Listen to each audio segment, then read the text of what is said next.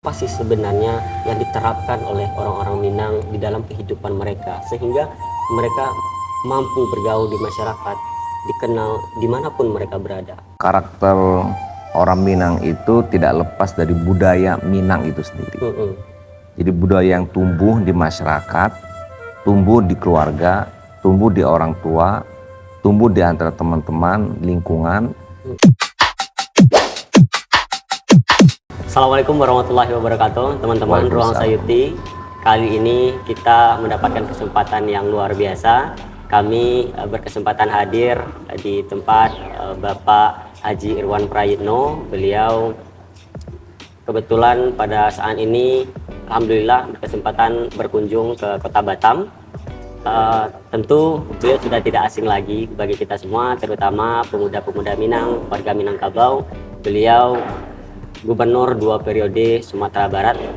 Kita sapa langsung Bapak Irwan Prayitno. Terima kasih Pak sudah memberikan Sama-sama, waktu. terima kasih. Teman-teman, saya juga coba membuat pantun untuk beliau. Izin Pak. Pantunnya begini, buah durian makan ditalam, dimakan anak orang lintau. Bapak Irwan datang ke Batam, sananglah hati kami dirantau. Alhamdulillah. Satu lagi Pak, orang cupak membuat janur diambil, janur ambil pangabe naknya kuat. Salamu Bapak jadi gubernur, harumlah namo Sumatera Barat. Alhamdulillah. Mungkin dari Bapak dulu ingin menyapa-nyapa kawan-kawan, yang dari sedikit sapaan untuk kawan-kawan di sini. Nama podcastnya Ruang Sayuti Pak. Sayuti. Iya. Baik, assalamualaikum warahmatullahi wabarakatuh. Pada kawan-kawan, para pemirsa Ruang Sayuti, tentu saya sangat gembira bisa menyapa walaupun melalui Zoom atau melalui online. Tentu kita tetap semangat terus setiap hari, tiada hari tambah semangat, dan banyak hal yang perlu kita raih dari satu ke satu, dan seterusnya kita akan maju ke depan. Banyak hal yang kita akan capai dan kita gapai dengan semangat yang insya Allah dibawa dari kampung halaman yang merantau, dan kemudian yang dirantau untuk menggapai keinginan untuk meraih dan menggenggam dunia ya. Sekian mungkin sedikit pengantarnya. Baik Pak. Pak, Bapak berkunjung ke Batam tentu dalam agenda silaturahmi dengan para perantau Minang ya Pak. Ya. Sedikit yang ingin kami kulik itu Pak, bagaimana sih seharusnya orang-orang Minang di perantauan itu, sehingga telah banyak kita dengar, kita tahu tokoh-tokoh Minang yang baik di perantauan itu mereka menjadi tokoh juga.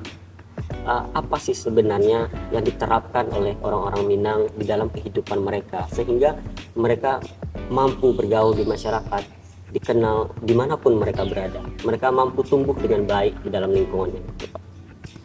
Ya, jadi karakter orang Minang itu tidak lepas dari budaya Minang itu sendiri.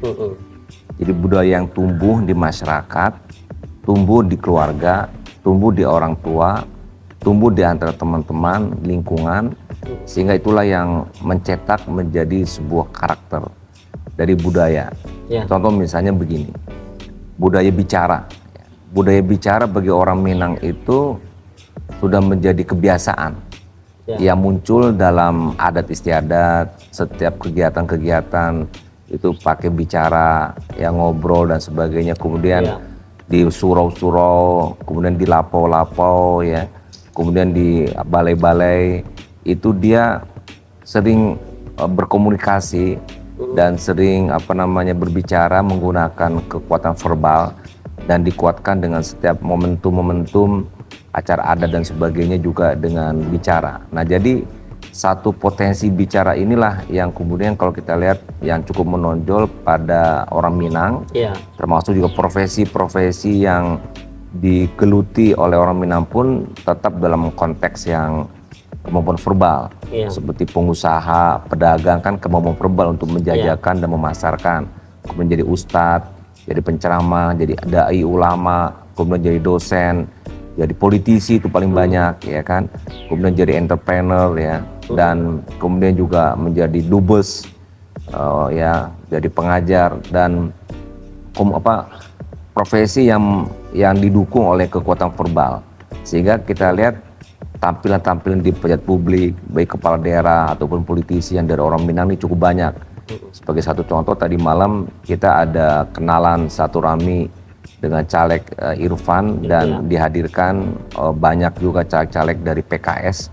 Ternyata di total mungkin bisa lebih 10 yang menjadi caleg dari orang Minang. Itu kan cukup luar biasa, itu baru dari PKS.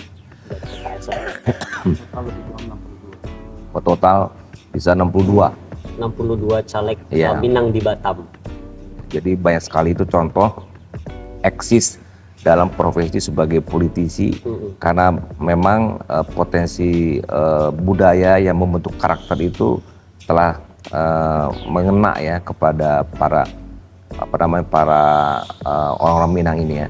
Itu satu. Kemudian yang kedua, merantau. Merantau ini sebetulnya juga suatu budaya tersendiri, karena tuntutan kampung halaman yang tidak bisa lagi kita di situ bekerja di sawah atau di ladang, di pertanian dan sebagainya dengan jumlah yang sempit, yang kecil ya. Itu juga memberikan suatu dorongan juga untuk merantau. Nah, merantau ini akan memunculkan lagi suatu budaya baru. Dia pasti pandai bergaul, kalau enggak dia nggak akan diterima oleh masyarakat setempat. Dia harus pandai merasa, beradaptasi, dia menyesuaikan diri, dia juga mampu untuk menerima perbedaan-perbedaan, yang toleransi, yang heterogen, yang majemuk ya. Nah, kemudian dia juga bisa survive ya kan. Dan kemudian tambah lagi dengan dia di luar itu, dia mesti tekun, dia mesti sungguh-sungguh, dia ulet ya.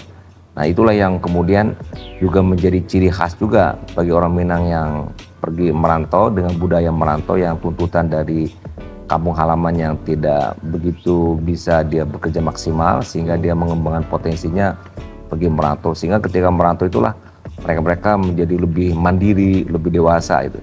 Dan itu juga karena faktor budaya juga. Kan etnik-etnik lain, misalnya contoh orang Betawi kan jarang merantau, kan tempatnya sendiri yang didatangi orang.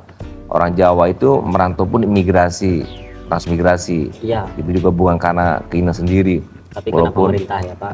Ada pemerintah, walaupun berikutnya adalah 1-2. Tapi yang budaya merantau sendiri kan seperti orang Bugis ada, orang Minang ada, orang Madura ada, tapi tidak semua. Nah, orang Minang salah satu dari etnik di Indonesia yang merantau.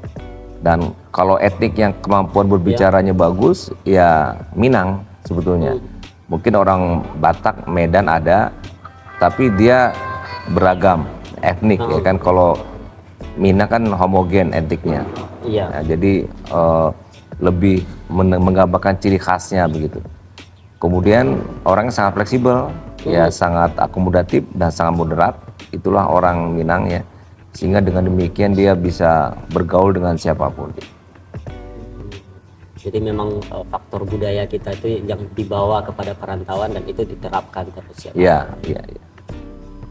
Kemudian Pak, sekarang ini kan tahun-tahun politik lagi gencar-gencarnya. Di mana-mana dari anak muda sampai orang tua berbicara tentang politik.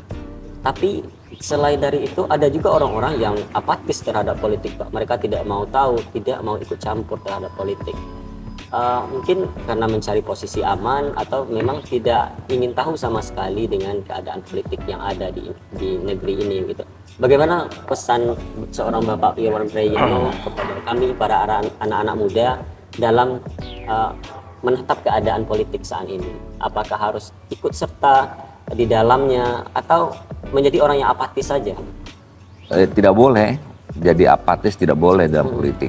Pertama, tuntutan konstitusi, amanat konstitusi Undang-Undang 45, Undang-Undang Pemilu, Permendagri, PerKPU, banyak sekali aturan yang menyuruh rakyat Indonesia untuk ikut ke TPS, untuk ikut memilih di pemilu ya kan.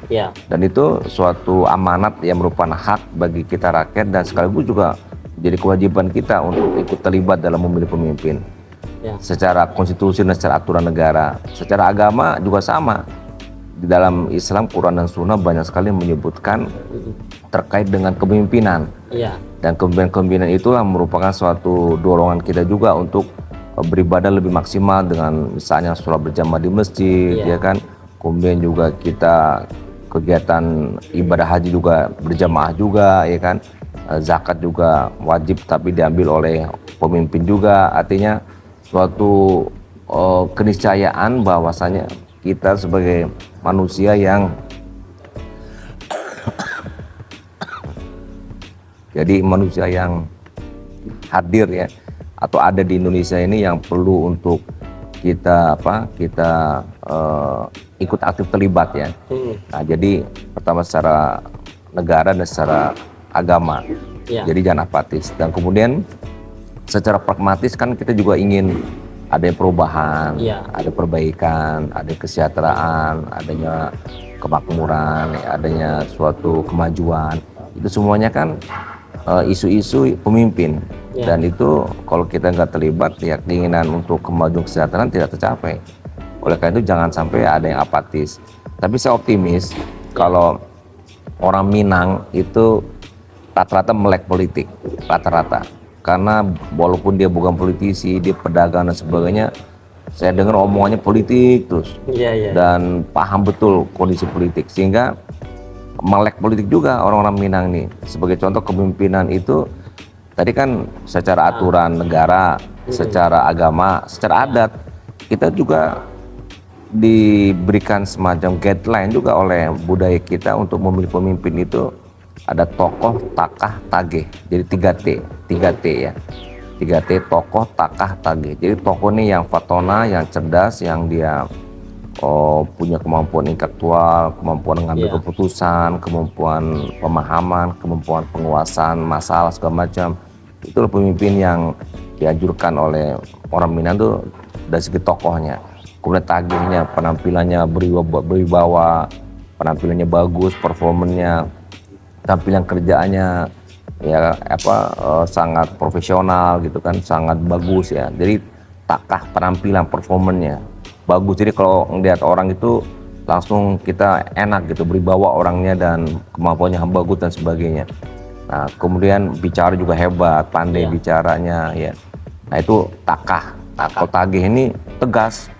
Dia sebagai pemimpin dia tegas, dia nggak bisa diatur orang, dia disiplin, dia komit, dia istiqomah, dia punya pendirian, ya punya kemandirian juga. Nah, 3T ini sudah menjadi budaya di Minang untuk kita kategorikan siapa yang menjadi pemimpin. Sehingga kadang-kadang orang Minang ini pemilih yang cerdas dan dia memilih sebagai satu kumpulan masyarakat yang kompak dia. Makanya kalau dukung dulu SBY 80%. Dukung Prabowo dulu 80%. Kemungkinan sekarang nih kalau saya lihat arahnya mendukung Anies bisa 90% gitu. Dan itu serta merta dan tidak ada yang mengarahkan, tapi budaya lah yang mengarahkan. Dan itu yang cukup menarik dikaji, budaya yang mengarahkan dengan pendekatan 3T itu. Jadi orang Minang itu kalau lihat seorang pemimpin begini, nggak cahaya, nggak tagih, rasanya nggak cocok, mengecek sih melele, gaya tampilannya betul orang kampuang. Itu udah jadi penilai dan nggak bisa dinilai, nggak bisa dipilih. Seperti yang pernah Bapak sampaikan tadi malam itu juga, orang Minang itu dalam memilih pemimpin sudah sepakat sebelum mereka musyawarah. Iya, betul. Dia sudah punya pertimbangan sendiri. Ya, pertimbangan 3T itu. Tokoh, ya, bisa di Google. 3T itu dalam artikel yang saya buat yang cukup viral. Itu saya komentar tentang Jokowi.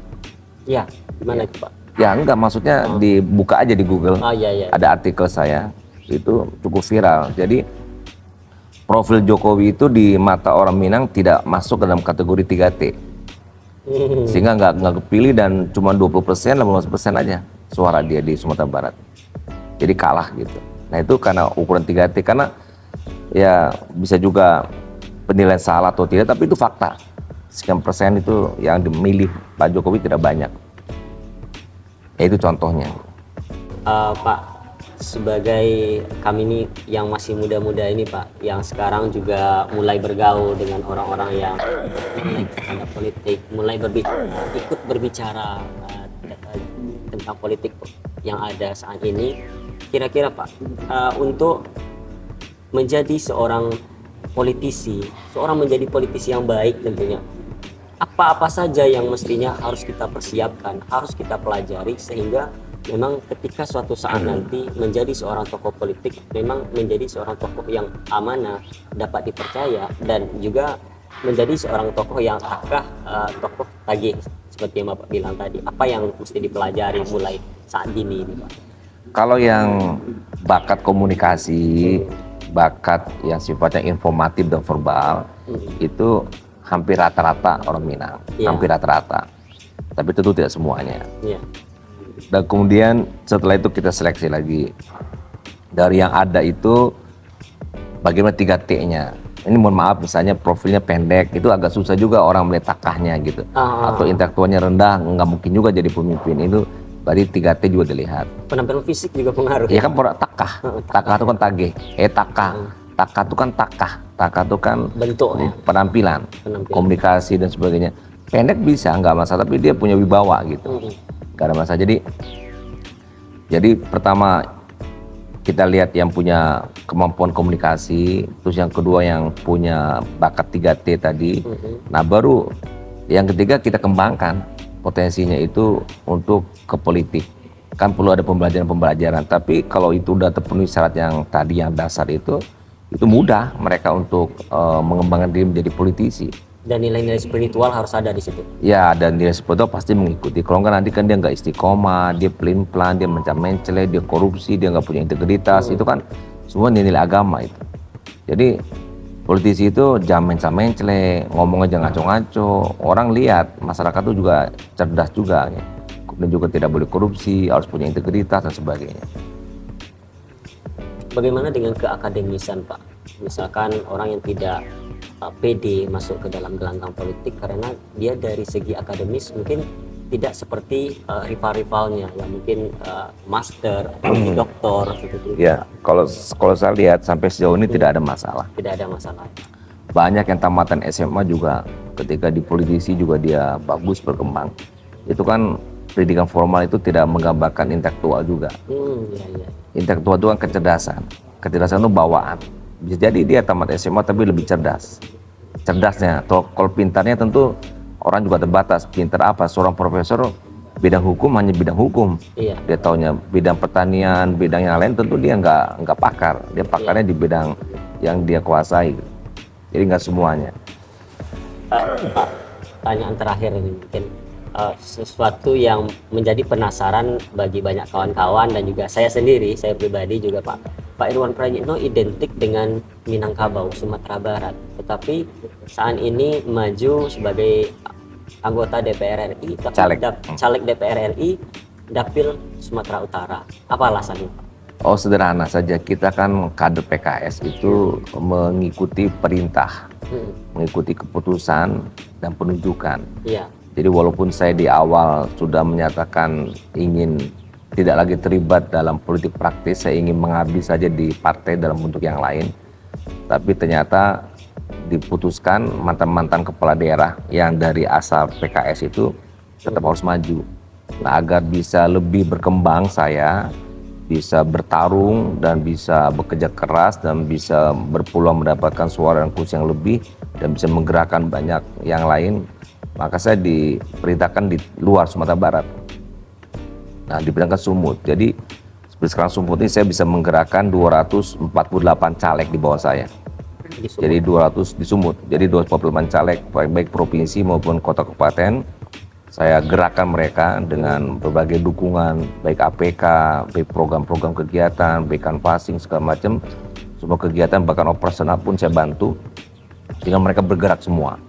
Dan alhamdulillah sudah bergerak 248 caleg yang tandeman saya gitu. Dan itu saya lakukan supaya mereka bergerak untuk nambah suara dan nambah kursi.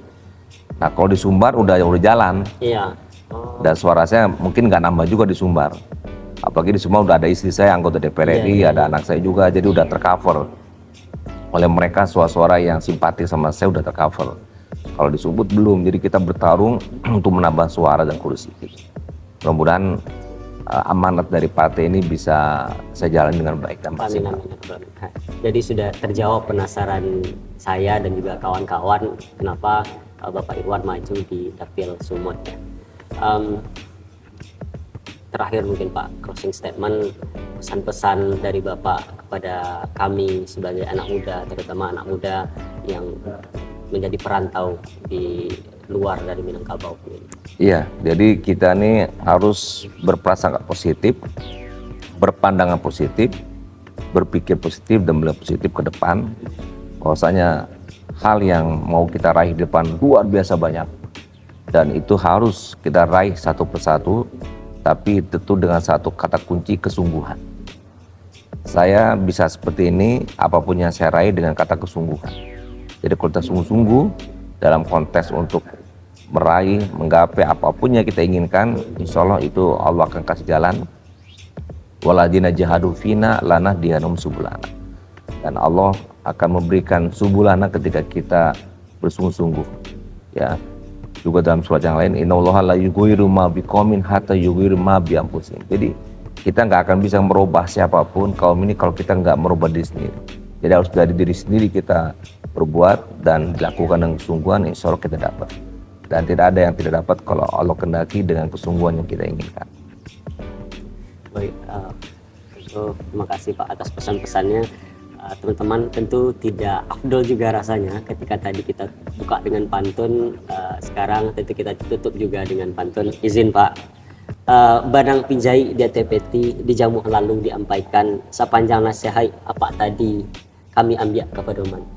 Terima kasih Bapak Irwan Praitno atas waktu dan nasihatnya. Mudah-mudahan ini menjadi suatu pembelajaran manfaat yang luar biasa bagi kami. Demikian kawan-kawan, semoga apa yang kita bicarakan dengan Bapak pada kesempatan kali ini menjadi manfaat bagi kita dan menjadi amal jariah bagi beliau. Wabillahi taufiq wal hidayah. Assalamualaikum warahmatullahi wabarakatuh. Waalaikumsalam warahmatullahi wabarakatuh.